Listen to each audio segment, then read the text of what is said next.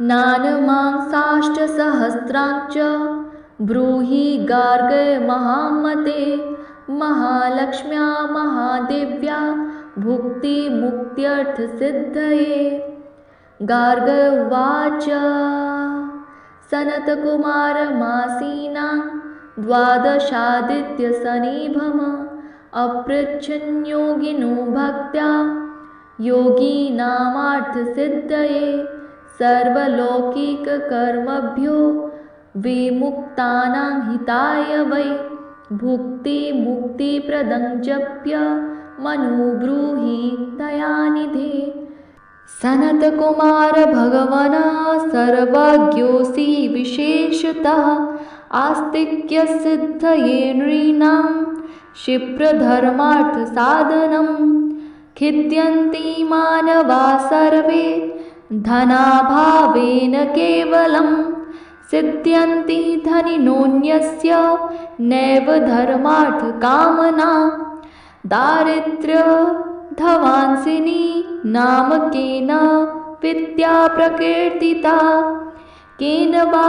ब्रह्मविद्यापि केन मृत्युविनाशिनी।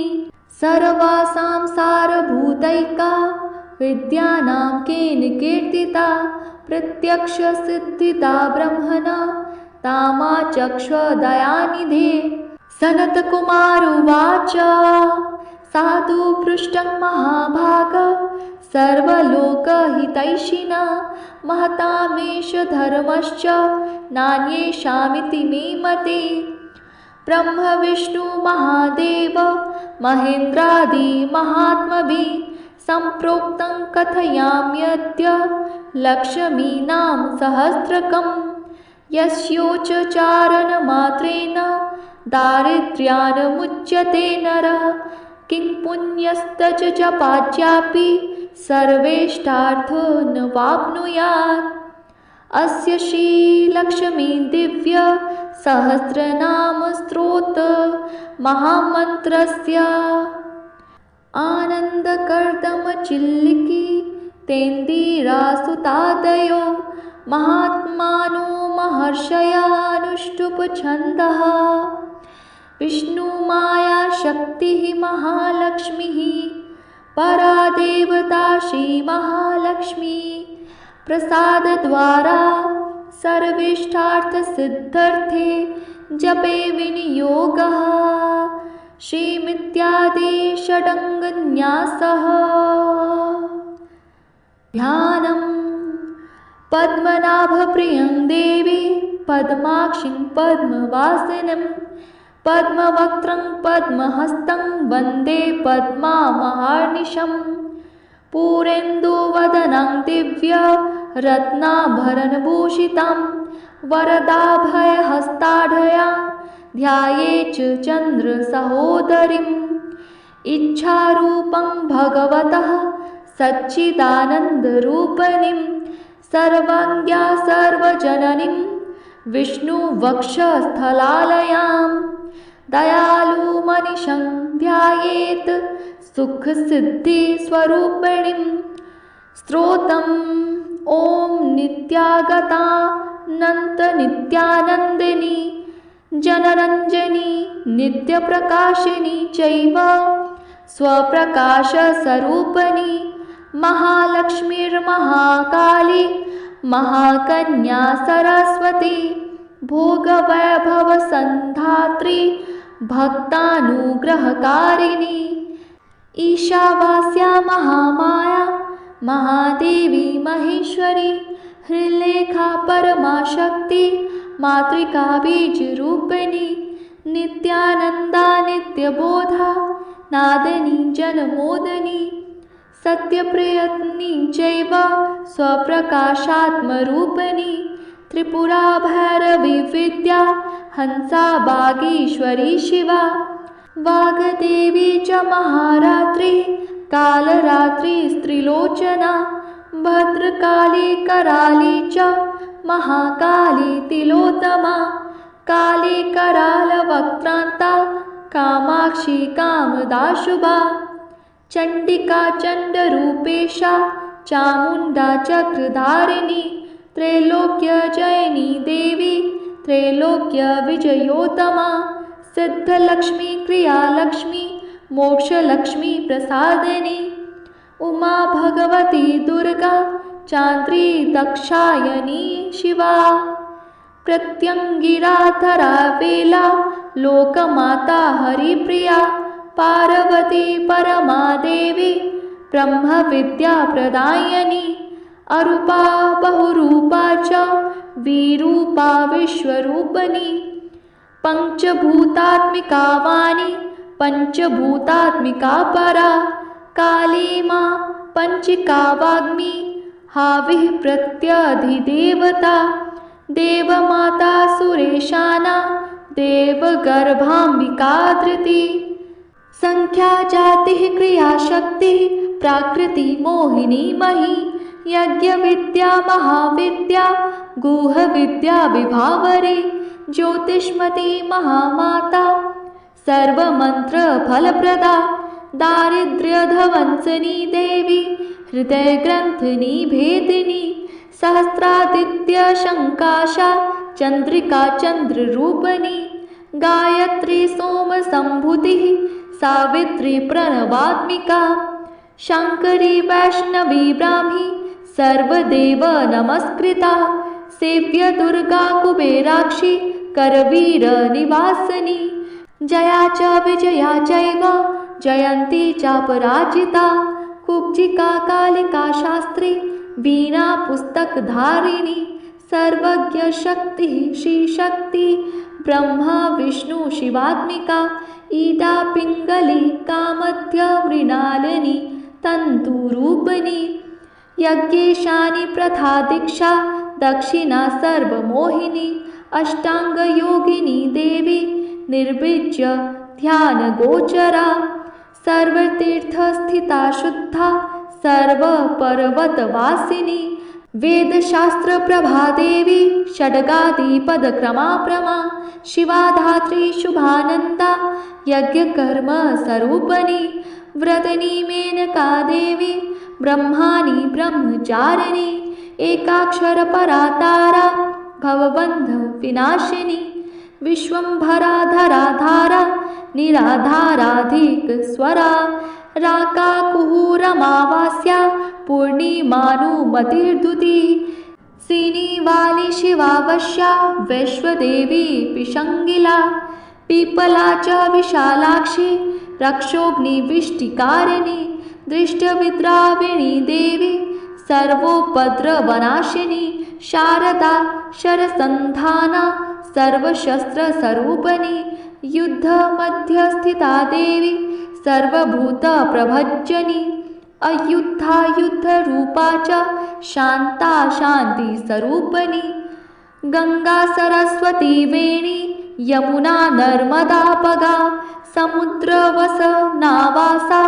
ब्रह्माण्डश्रेणी मेखला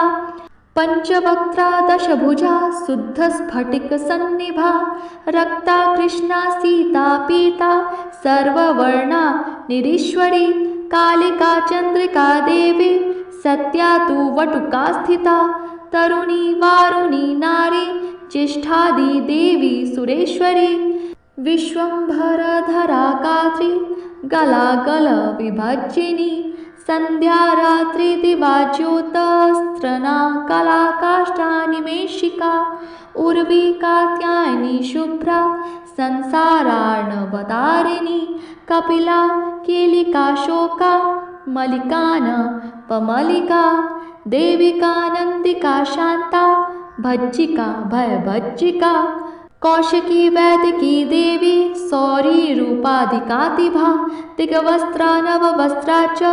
कन्यका कमलोद्भवा श्री सौम्य लक्षणातीता दुर्गा सूत्र प्रबोधिका श्रद्धा मेधा कृति प्रज्ञा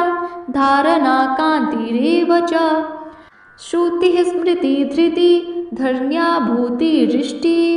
मनीषिणी विरक्ति व्यार्पणी माया सर्वमाया प्रभज्जनी माहेन्द्री मंत्रिणी सिंही चंद्रजाल स्वरूपिणी अवस्थात्रयनिर्मुक्ता गुणत्रय विवर्जिता ईशानात्रय निर्मुक्ता सर्वरोग विवर्जिता योगी ध्यानान्तगम्या च योगध्यानान् परायणा त्रयी शिखा विशेषज्ञा वेदांत ज्ञान रूपिणी भारती कमला भाषा पद्मा पद्मवती कृति गौतमी कौमती गौरी ईशाना हंसवाहिनी नारायणी प्रभाधारा जानवी शंकरात्मजा चित्रघंटा सुनंदा शीर्मानवी मनुसंभवा स्तंभनी क्षोभिणी माणी ब्राह्मणी शत्रुमारिणी मोहिनी द्वैषिणी वीरा अघोरा रुद्ररूपिणी रुद्रेकादशिनी पुण्या कल्याणी लाभकारिणी देवदुर्गा महादुर्गा स्वप्नदुर्गाष्टभैरवी सूर्यचंद्राग्निरूपा च ग्रहनक्षत्ररूपिणी बिन्दुनादकलातीता बिन्दुनादकलात्मिका दशवायुज यकारा कला षोडशसंयुता कश्यपी कमलादेवी नादचक्रनिवासिनी मृडाधारा स्थिरा गुहा देविका चक्ररूपिणी अविद्या शर्वरी बुज्जा जम्भासुरनिवर्हिनी शिकाया शिकला शुभ्रा कर्मणि मूलकारिणी आदिलक्ष्मी गुणाधारा पंचब्रह्मात्मिका परा श्रुति ब्रह्ममुखावासा सर्वसंपत्तिरूपिणी मृतसज्जनी मणिमैत्री कामिनी कामवर्जिता निवारणमार्गदा देवी हंसिनी काशिका क्षमा सपर्या कुणिनी भीना निर्गुणा खंडिता शुभा स्वामिनी वेदिनी शाक्या शांबरी चक्रधारिणी दंडिनी मुंडिनी व्याघ्री शिखिनी सोमसंहति चिंतामणिश्चितानंदा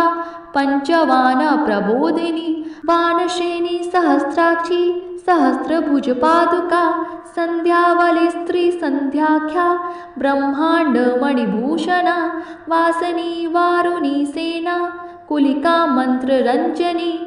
जीत प्राण स्वरूपाचा कांता काम्य वरप्रदा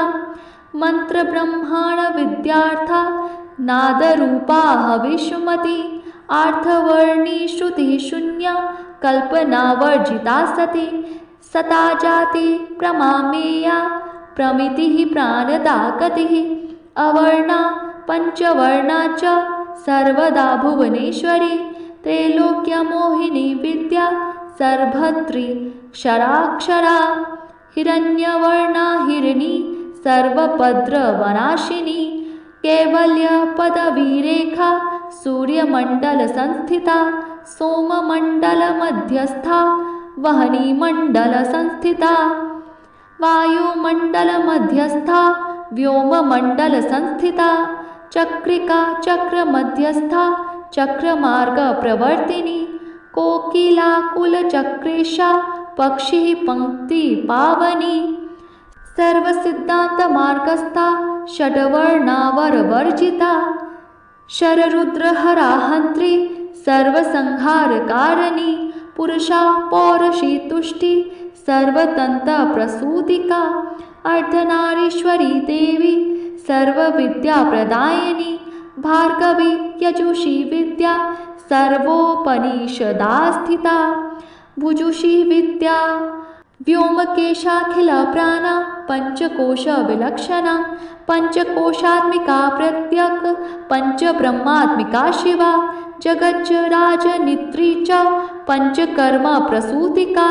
वाग्देव्या भरणाकारा सर्वकाम्य स्थिता स्थिति अष्टादश चतुष्षष्टिपिका विद्यायुता कालिका कर्षण श्यामा दर्शिनी किन्नेश्वरी केतली मल्लिका शोका वाराही धरणी ध्रुवा नारसिंगी महोग्रास्या भक्तानामर्तिनाशिनी अंतरबला स्थिरा लक्ष्मीर्जरामरणनाशिनी श्रीरज्जिता महाकाया सोमसूर्याग्निलोचना आदिति देवर्मता च अष्टपुत्राष्टयोगिनी अष्टप्रकृतिरष्ट विभ्रज द्विकृताकृतिः दुर्भिक्षध्वंसिनी देवी सीता सत्या च रुक्मिणी ख्याति च भार्गवी देवी देवयोनिस्तपस्विनी शाकम्भरी महाशोना गरुडोपरि संस्थिता सिंहगा व्याघ्रगा देवी वायुगा च महाद्रिगा आकारादि क्षकारान्ता सर्वविद्यादिदेवता मंत्रव्याख्यान निपुणा ज्योतिषशास्त्रे कलोचना ईडा पिंगलिका मध्य सुषुमना ग्रंथिनिभेदिनी कालचक्राश्रयोपेता कालचक्रस्वरूपिणी वैशारदी मतिश्रेष्ठा परिष्ठा सर्वदीपिका वैनायकी वरारोहा शोणी वेला बहिर्बली जम्भनी जुभणी जुभाकारिणी गणकारिका जम्भ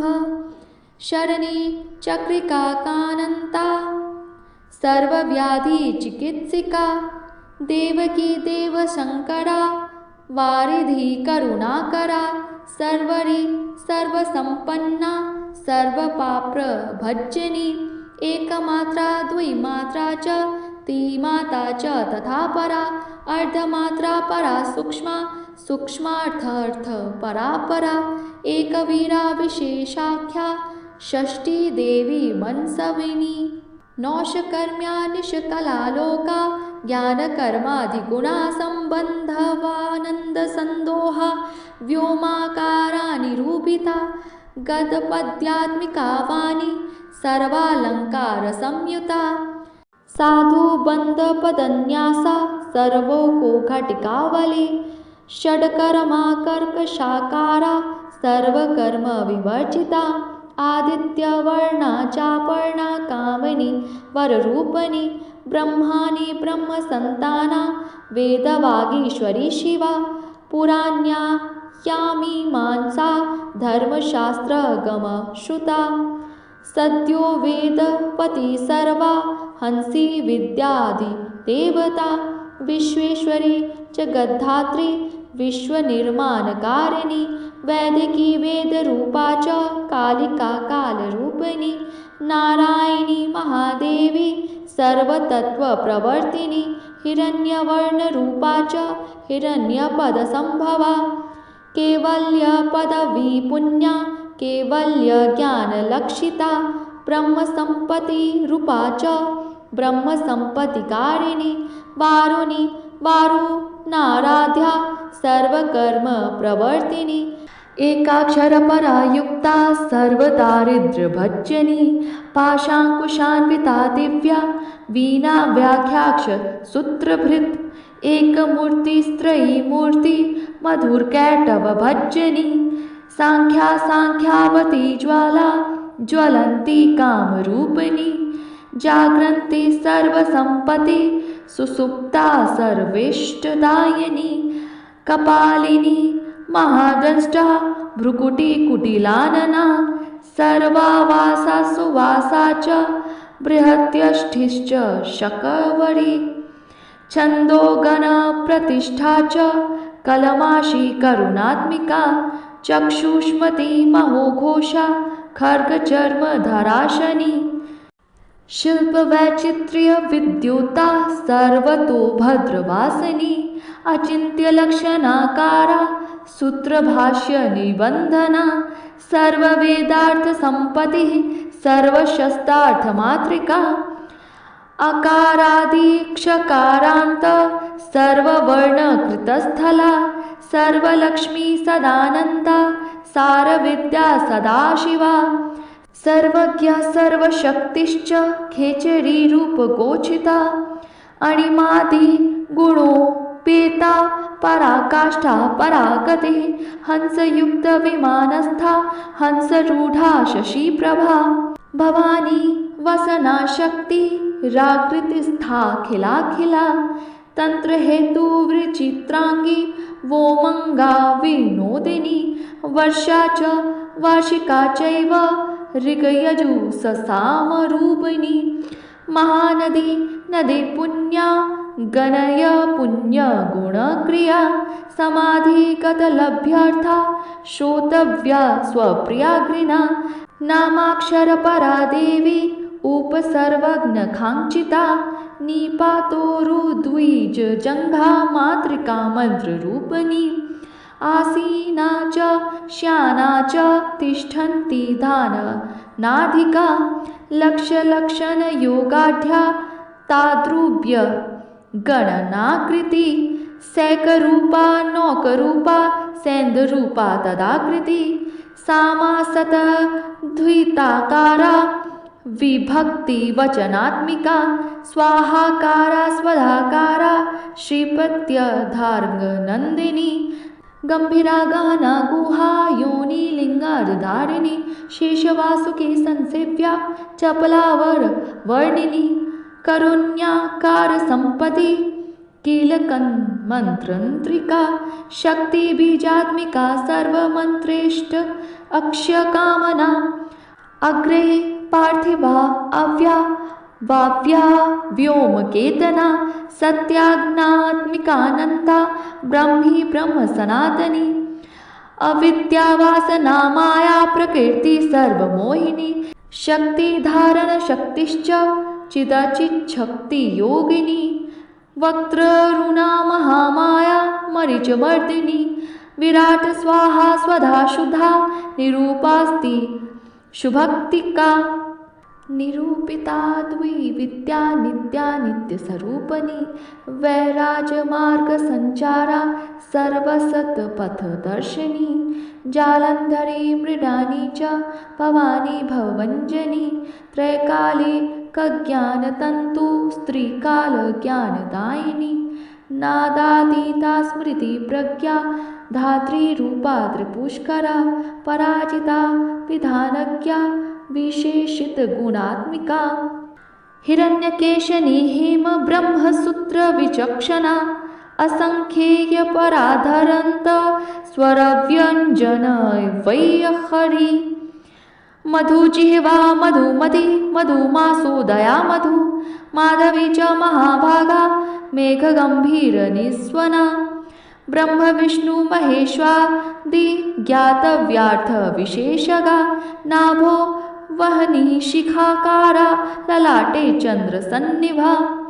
भ्रूमध्ये भास्कराकारा सर्वताराकृति हृदे कृतिकादिभरण्यन्त नक्षत्रेष्टयर्चितोदया ग्रहविद्यात्मिका ज्योतिर्ज्योतिर्विनन्मती जीविका ब्रह्माण्डगर्भिणी बाला सप्तावरण देवता वैराजो तमसाम्राज्या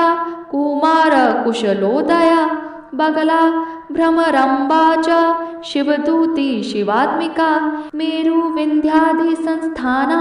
कश्मीरपुरवासिनी योगनिद्रा महानिद्रा विनिद्रा राक्षसाश्रियता सुवर्णदा